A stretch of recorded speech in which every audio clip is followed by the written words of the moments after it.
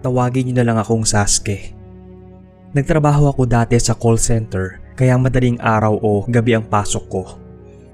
Ayos lang naman din kasi may motor ako kaya hindi na ako mahihirapan sa pag-aabang ng masasakyan para bumiyahe papuntang trabaho. Nangyari pala to noong 2017 at yung office ko noon ay sa may Pasig. Lagi namang may karga ang motor ko kasi nagpapagas ako pagka uwi sa work. Pero may isang beses na hindi ako nakapagpagas kaya bago pumasok sa trabaho, dumaan ako sa isang gas station. 2:00 pa naman yung shift ko at 1:00 na noon ng madaling araw. Pagtigil ko sa gasolinahan, may babaeng nakatalikod. Nagtaka pa nga ako kasi hindi naman naka-uniform yung babae. Simple lang yung damit niya tapos nakatalikod. Ang tagal kong naghintay pero inisip ko na baka may tinitingnan siya. Miss ako ng miss pero di pa rin siya lumilingon. Tumingin-tingin pa ako sa paligid pero wala naman ibang naapila sa likod. Paglingon ko kay ate, nakatagilid na pakaliwa yung ulo niya. Nakakatakot nga. Alam mo yung parang nabali yung ulo niya. Ang ginawa ko, kinalabit ko ulit at tinanong ko si ate kung okay lang ba siya. Baka kasi na stiff neck o kaya nabalian na kaya hindi makalingon. Nagulat ako kasi nung paglingon niya, umiiyak siya. Mas nataranta ako nun. Magpapagas lang naman kasi ako tapos bigla nang umiyak yung trabahador ng gasolinahan.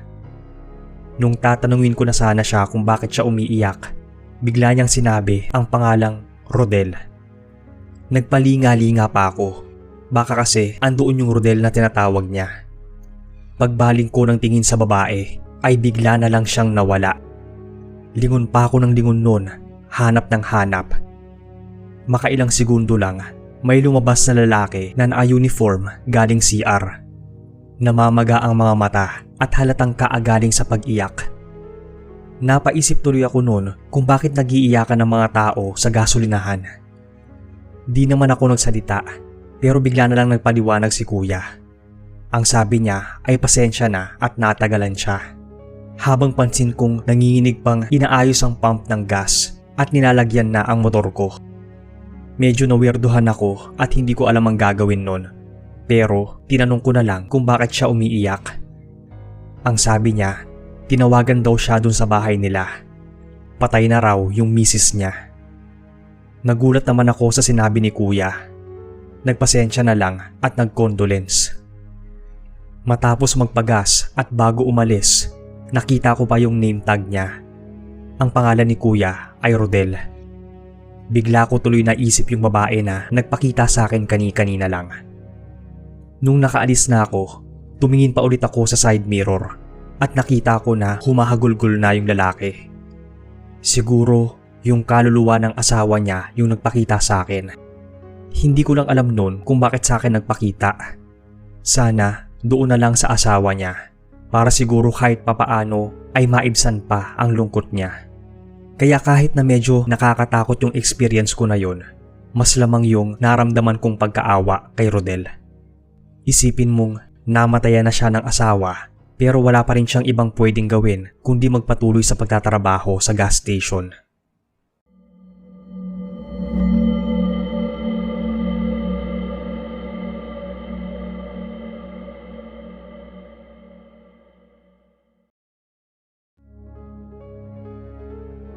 Magandang araw po sa lahat.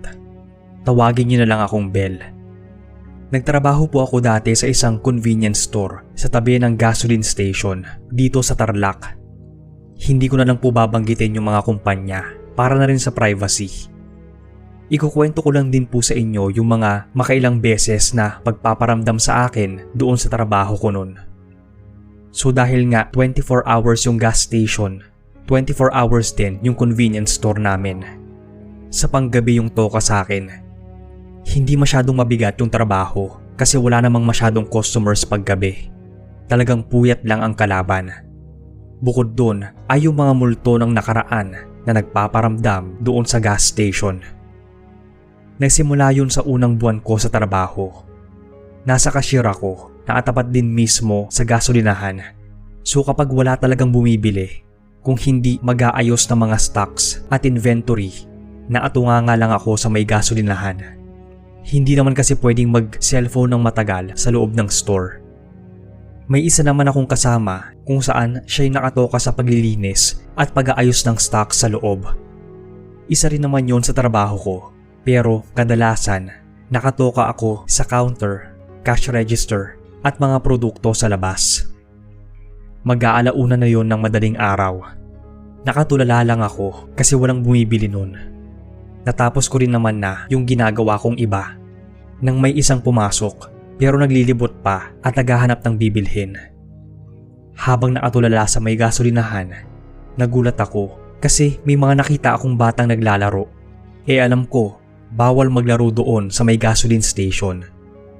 Nagtataka ako kung bakit hindi sinasaway ng mga naka-duty. Tapos may truck nang dumaan para magpagas. Dire-diretso yun. Halos mapasigaw ako kasi hindi umaalis yung mga bata sa paglalaro. Nagtatakbuhan pa. Natakot ako baka masagasaan. Tuloy-tuloy lang yung pag-andar ng truck. Tapos, yung mga bata parang tumagos lang dun sa may truck. Hanggang sa tumakbo sila sa may madilim na parte at bigla na lang nawala. As in, naatunga nga lang ako doon sa may gas station. Napako ako sa kinatatayuan ko kasi paano namang nangyari na hindi natamaan yung mga bata at bigla silang nawala. Malinaw yung tingin ko sa kanila. Rinig ko pa nga nun yung tawanan ng mga batang naglalaro kahit nasa loob ako ng convenience store bago sila biglang naglaho. Nang magising na lang ako sa realidad nung medyo tumaas na yung boses nung bumibili sa harap ko. Kanina pa siguro nakatayo at hindi ko pinapansin kasi nga nakatulala ako. Dali-dali ko na nang iniskan at kinuha yung bayad. Tapos sinubukan kong huwag masyadong isipin yung nakita ko. Baka puyat lang o guni-guni. Hindi lang din yun yung huling beses na nangyari yun. May instance pa nga, mga ilang araw matapos kong makita yung mga batang naglalaro. Bandang 3:00 yun ng madaling araw. Kasagsagan na wala talagang bumibili. Hindi ko nakita nun na bumukas yung pinto. Pero nakita ko na may mga batang nagtatakbuhan sa loob. Nagtataka ako kung bakit hindi sinasaway nung kasama ko yung mga makukulit at tawa ng tawang mga bata sa loob. Katabi niya lang yung mga yon. Pinabayaan ko lang nun. Napatunga nga ulit ako sa may gasolinahan. Pero nung tumagal na, parang mas umingay. Sasawayin ko na sana yung mga bata. Pero nung lumingon ako sa mga estante, biglang nawala yung mga batang nagtatakbuhan. Nawala yung ingay. Tinanong ko yung kasama ko kung nagsilabasa na ba yung mga bata. Tinitigan niya lang ako nang may pagtataka. Ang sabi pa nga, ano raw yung sinasabi ko, wala namang batang pumasok sa store. Wala ring bagong customers na pumasok. Kinilabutan na ako noon. Naalala ko na naman yung mga bata doon sa gasolinahan. Alam ko talagang hindi lang ito guni-guni. Talagang binumulto na ako ng mga kung sino mang batang yun na nagpapakita. May isang beses pa na natakot talaga ako. Medyo iniiwasan ko na ang tumingin doon sa may gas station. Sa loob na lang ako ng convenience store nakatulala kapag night shift at wala masyadong customers. Minsan nga, pinagdadasal ko na sana maraming customers para kahit nakakapagod, okay lang. Kesa naman naghihintay at nakatunga nga tapos mumultuhin ka ng kung sino o ano. Di may isang beses nga na wala ulit customers. Napatingin ako doon sa salamin na bilog na nakatutok sa cash register kung nasaan ako. Nabigla ako kasi kitang-kita ko yung mga batang naglalaro doon sa gas station at sa store nung mga nakaraang araw. Nakatayo lang sila ng diretsyo, walang ekspresyon at nakatingin sa akin sa salamin. Napasigaw talaga ako nun. Nilapitan na ako ng kasama ko. Di ko na mapigilan at naiyak ako sa kanya. Sakto namang andoon yung manager namin. Akala ko papagalitan niya ako. Pero pinatahan niya lang ako, pinakalma at pinainom ng tubig. Nagulat ako dahil bigla siyang nagkwento. Dati raw kasi, dinemolish yung lugar na ito para gawing malaking gas station. Nung pinilit daw na i-demolish, may mga batang namatay. Tinago raw ng kumpanya yung pangyayari dahil ayaw nilang ma-issue o mabalita. Binayaran na lang yung mga pamilya. Alam niya daw yun kasi dati daw malapit yung bahay niya dito. Tapos minsan na raw nagpakita sa kanya yung mga batang multo. At alam niya na yun rin ang pinagdadaanan ko. Yung mga pagpaparamdam ng mga bata. Dagdag pa niya, malamang daw tulad niya ay bukas rin ang third eye ko. Tumindig ang mga balahibo ko dahil sa mga nalaman. Pero bukod doon, naawa ako doon sa mga bata. Isipin mo nagpapakita yung mga kaluluwa nila na naglalaro. Siguro nga nung buhay pa sila, masigla din sila na naglalaro at nagkakasiyahan. Baka yun yung huling ginawa nila bago sila namatay at hindi pa rin nakakatawid sa liwanag ang kanilang mga kaluluwa. Kaya siguro hanggang sa ngayon ay patuloy pa rin sila sa pagpaparamdam sa kung sino man ang may kakayahan na makita sila. Salamat po sir sa pagbasa ng aking kwento. More power sa inyong channel.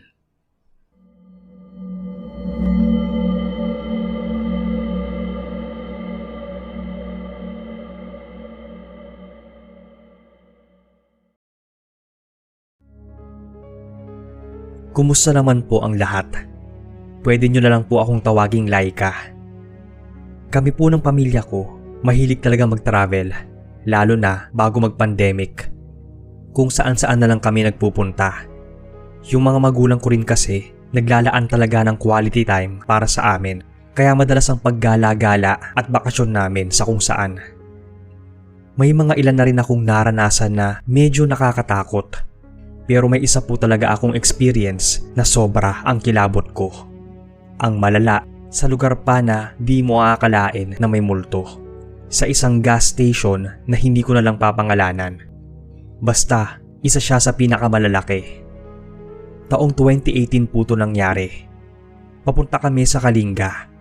Sakto kasi may kakilala doon yung papa ko. Galing pa kami ng Maynila kaya talagang mahaba-haba ang biyahe namin. Mahigit 12 hours nga. Trip namin noon bumiyahe sa gabi para walang traffic. Umalis kami ng alas 5 ng hapon at nakatulog agad ako sa biyahe at magising ng bago mag alas 12. Sakto namang magpapagas ulit si Papa. Saka na lang daw ulit kami magsa-stop over. Una akong napatingin sa bintana, tapos sa may side mirror. Medyo nanlalabo pa nga yung mga mata ko noon. Pero napansin ko na may batang babae sa likod ng sasakyan namin. Di ko masyadong maaninag yung muka, pero tanaw ko na nakadiretsyong tayo lang siya sa likod ng sasakyan. Parang nakatingin nga lang din siya sa side mirror. Medyo kakaiba na yung pakiramdam ko nung nakita ko yung bata, pero di ko rin naman pinansin. Naiihi na ako noon, kaya nagsabi na ako kay na mama na magsi-CR muna. Nagpasama pa nga ako. Pero tulog na yung kapatid ko, tapos ayaw naman sumama ni mama. Di naman daw siya naiihi at babantayan na lang yung sasakyan. Tinuro na lang niya sa akin kung saan yung CR. May kalakihan kasi yung gas station. Dahil ihing-ihi na rin ako, lumabas na lang ako ng kotse. Pagbaba ko, nilingon ko yung likuran kung andoon pa yung bata, pero wala na siya. Napatingin ako sa may side mirror at kinilabutan na lang ako nang nakita ko yung batang nakatayo doon sa may likuran. Kahit kinakabahan, ilang beses pa akong lumingon-lingon. Pero umalis na lang din ako agad kasi mas nangibabaw yung nararamdaman kong pagkaihi. Kung matatakot pa ako, baka maihina ako sa salwal ko. Ipinagwalang bahala ko muna yung bata.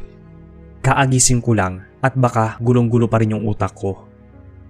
Pagpasok ko ng CR, halata na maraming gumamit at hindi nalinis. Parang ang napabayaan nung araw na yon dahil mapanghi at mabaho. Halos masok na nga ako, pero no choice kaya pumasok na lang ako habang takip ang ilong. Pagpasok ko sa isa sa mga cubicles, para akong palakanon kung umihi, para lang di madikit yung balat ko sa inidoro kasi nakakadiri talaga. Habang umiihi, nag-focus lang ako na hindi matumba. Matapos ng ilang saglit, may narinig akong mahinang umiiyak. Parang iyak ng bata pero sobrang mahina lang. Pagkatapos kong umihi, iaangat ko pa lang yung pantalon ko Nang bigla naman naging tawa yung pagrinig ko. Na-frustrate pa nga ako nun, pero ang goal ko makalabas ang CR kasi sobrang baho na. Paglabas ko ng cubicle, wala namang ibang tao. Wala ring laman yung mga cubicles dahil nakabukas silang lahat. Wala rin naman akong narinig na kahit na sinong pumasok o lumabas ng CR. Kaya medyo kinabahan na ako nun dahil ako lang ang mag-isa doon. Gabing-gabi pa naman. Naghugas na lang ako bigla ng kamay. Pagharap ko sa malaking salamin, nagulat ako kasi yung bata na kaninang nasa likod ng sasakyan namin, nakita ko na naman sa may salamin at nasa likod ko siya. Sobrang lawak ng pagkaangiti niya at nakakatakot yung magulo niyang buhok. Nangingitim din yung labi. Pero nung lumingon naman ako sa likod, wala yung bata. Pagbalik ko ng lingon sa salamin, sobra akong nasindak dahil nakatapat na sa mukha ko yung mukha ng bata at nakabaliktad siya. Dahil sa kilabot ay napasigaw talaga ako palabas ng CR. Napaiyak pa nga ako pagpasok ng kotse. Sinabi ko kay mama yung nakita ko pero di naman sila naniwala. Baka raw inaantok pa ako kaya kung ano-ano yung nakita ko. Magdasal na lang daw ako. Di na ako ulit nakatulog nun dahil sa takot. Iniwasan ko na rin na tumingin sa bintana dahil baka makita ko na naman yung batang babae. Medyo takot na rin akong gumamit ng CR paggabi at pag nag-iisa. Kaya madalas ay nagpapasama ako o dapat may ibang tao sa loob kung gagamit ako. Alam ko na hindi basta ordinaryong kaluluwa ng bata yon. Isa yung masamang elemento o espiritu. Ito lang po ang kwento ko sa ngayon, sir. Sana po ay mabasa ninyo.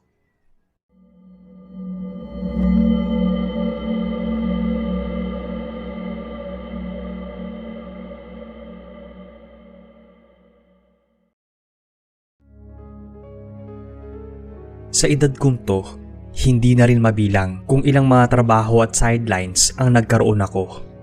Minsan noon sa umaga pero madalas sa gabi, lalo na at working student pa ako noon. Ako nga po pala si Tads. Bale, marami-rami na rin akong naging racket. Bata pa kasi ako nung maging breadwinner ng pamilya at ako rin yung nagpapaaral sa sarili ko noon. Sa lahat ng mga naging trabaho ko, isa lang yung talagang tumatak sa akin. Hindi dahil sa sahod, sa mga katrabaho o sa boss, kundi dahil sa dami ng katatakutan na naranasan ko sa isang gas station. Yung gas station na pinagtrabahuhan ko, malayo-layo sa mga bahay. Parang sa gilid siya ng malaking highway tapos puro puno na. Sa may bandang south po to. Pinasok lang ako doon ng tita ko. Tapos hindi naman mukhang luma yung gasoline station.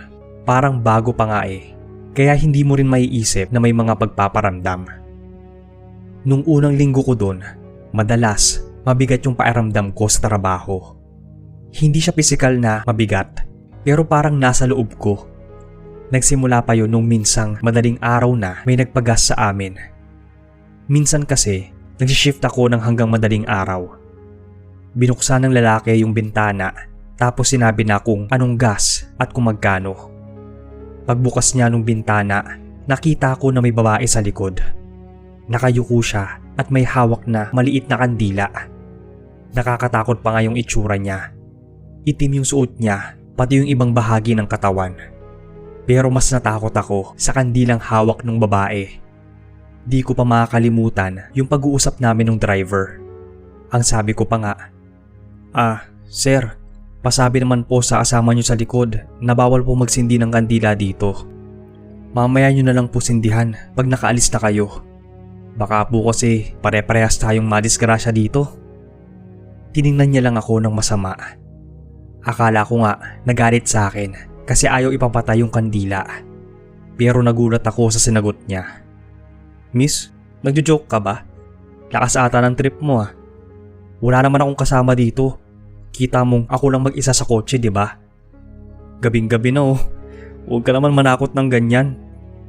Paglingon ko ulit sa backseat ng kotse niya, nawala na yung babaeng may nakasinding kandila.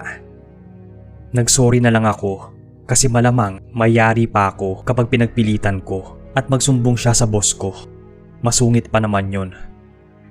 Nung papaalis na siya, naaninag ko ulit sa kotse niya yung babae sa likod. Hindi naman kasi sobrang tinted ng kotse. Napa-sign of the cross na lang ako dahil sa takot. Nang makarinig ako ng malakas na tunog, tapos may bumubusina. Di ko naman masilip kasi bawal kong alisan yung trabaho ko. Mga ilang minuto na lang naman bago matapos. At pagtapos nga ng shift ko, nakita ko yung kotse na nagpagas sa amin, bumangga. Yung lalaki, walang malay. May mga nakapalibot na sasakyan ng pulis at ambulansya. Pero seryoso po, talagang nakita ko na andoon pa rin yung babae sa likod ng sasakyan.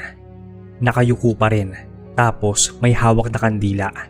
Pero yung kandila, wala nang sindi. Kinilabutan ako, pero hindi na ako nakialam. Ayoko namang mas takutin pa yung sarili ko dahil marami akong iniisip. Bukod kasi sa pag-aaral ay may mga trabaho pa ako. Mga ilang araw matapos ang insidente, medyo nakalimutan ko na nga yung nangyari. Pero kinuwento ko pa rin yon sa mga kaibigan ko. Maging sila natakot. Kung ano pang mga teorya nila tungkol sa naganap na aksidente.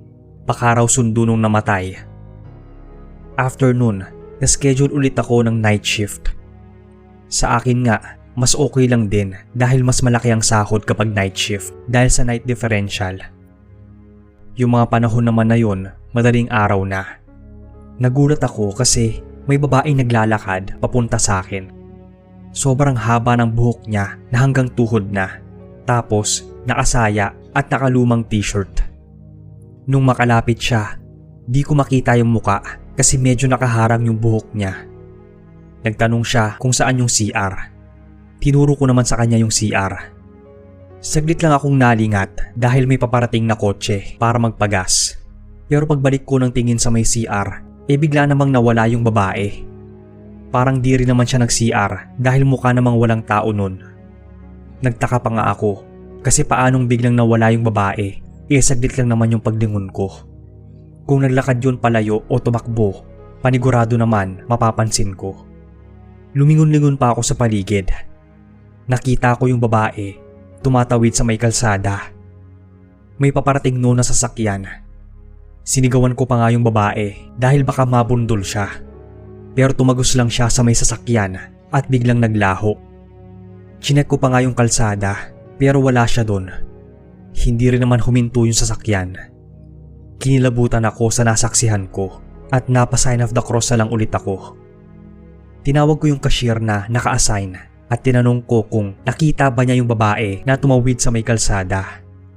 Ang sabi niya hindi naman raw. Wala naman na raw siyang ibang nakitang tumawid o ano. Mas lalo pa akong natakot. Pero ang ginawa ko, hindi ko na lang tiningnan yung parting yun ng kalsada kung saan ko nakita yung babae hanggang sa matapos yung shift ko nun. Kailangan ko rin mag-focus noon sa trabaho at baka matanggal pa ako. Hindi na rin naman na nagpakita yung babae kaya kahit papaano lumuwag yung pakiramdam ko hanggang sa makauwi. Pero may isa pa talaga na sobrang nagimbal ako. Yun yung nagsisisigaw pa ako sa takot at muntik pa nga akong masisante. Madaling araw ulit ang shift ko. May motor na pumarada sa harap ko pero hindi siya nagsasalita. Kinausap ko kung magpapagas ba at kung magkano. Hindi talaga sumasagot. Tapos hinintay ko lang. Maya-maya nagulat ako kasi inalis niya yung helmet niya. Pag alis, nakita kong pugot ang ulo ng lalaki. As in walang ulo. Yun ang unang beses na makakita ako ng ganun sa buong buhay ko. Kaya talagang nagsisisigaw ako sa takot. Nung may lumapit sa akin para pakalmahin ako, umalis na raw yung nakamotor dahil parang nawirduhan sa akin kaya hindi na nagpagas. Pinagsabihan pa nga ako ng boss ko kung ano bang nangyayari sa akin. Baka nagdodroga pa nga raw ako kaya kung ano-ano na ang naiisip at nakikita ko. Naka-strike na ako noon at isa na lang tatanggalin na ako. Hindi naman ako nagdodroga at ayoko ring isipin na epekto yun ng stress dahil sa pagsasabay ko ng pag-aaral at pagtatrabaho. Kalaunan, mga ilang linggo matapos, nag-resign na rin ako doon sa gasolinahan. Ipinagdasal ko pa nga na sana hindi na maulit yung mga ganong katatakutan sa mga bago kong sideline. At sana yung papalit sa akin doon sa gas station ay hindi rin makaranas ng tulad ng sa akin. Hindi ko alam kung ano, pero parang haunted yung lokasyon ng gas station na yon. Kaya siguro doon ako nakaranas ng mga pagpaparamdam.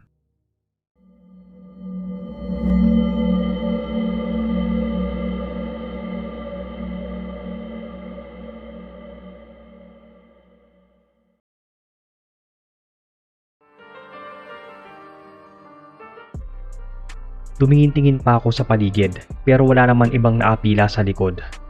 Paglingon ko kay ate. Hindi na rin mabilang kung ilang mga kung ilang mga trabaho at sidelines ang nagkaroon ako. Bale, marami-rami na rin ako naging racket. Medyo nakalimutan ko na nga yung nangyari. Pero kinuwento ko pa rin yon sa mga kaibigan ko. Cellphone ng matagal sa loob ng store. May isa naman akong kasama